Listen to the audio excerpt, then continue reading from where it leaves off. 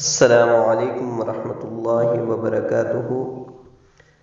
آج ہم سٹارٹ کریں گے انشاءاللہ زندگی کی حاجتوں اور ضرورتوں کے لیے خصوصی دعا ہے۔ جس وقت بھی کوئی حاجت اور ضرورت آئے یہ دعا پڑھے، اللہ تعالیٰ فضل و کرم فرمائے گا، آپ کی وہ حاجت اور ضرورت انشاءاللہ اپنے غیبی خزانے سے میرا رب پوری فرمائے گا۔ دعا یہ ہے، اعوذ باللہ من الشیطان الرجیم، بسم اللہ الرحمن الرحیم، رب انی لما انزلت الی من خیر فقیر، رب انی لما انزلت الی من خیر فقیر، اے میرے رب اس وقت جو نعمت تو مجھ پر اتارے میں اس کا محتاج ہوں۔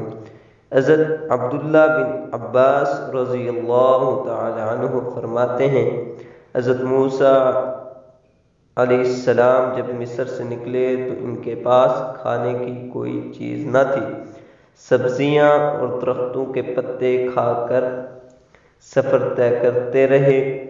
جب مدینہ پہنچے تو بکریوں کو پانی پلا کر سائے میں بٹھاتے تو بھوک سے برا حال تھا، تو اس وقت یہ دعا فرمائی کہ میں بھوکا ہوں، کچھ کھانے کو دلا، اور بے اسرا اور بے وطن ہوں، کوئی ٹھکانہ عطا فرما۔ چنانچہ اللہ تعالیٰ نے یہ دعا قبول فرمائی اور سارا بندوبست فرمایا، کیونکہ اللہ تعالیٰ غفور و رحیم ہیں، وہ کسی بندے کی بھی دعا کو جھٹلاتے نہیں ہیں۔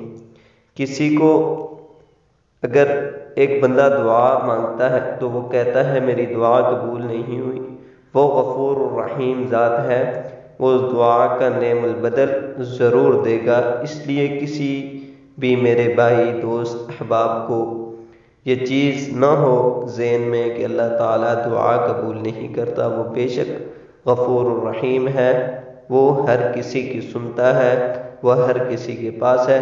اللہ تعالیٰ ہمیں ان چیزوں پر عمل کرنے کی توفیق عطا فرمائے۔ وآخر دعوانا الحمدللہ رب العالمین۔ السلام علیکم ورحمۃ اللہ وبرکاتہ۔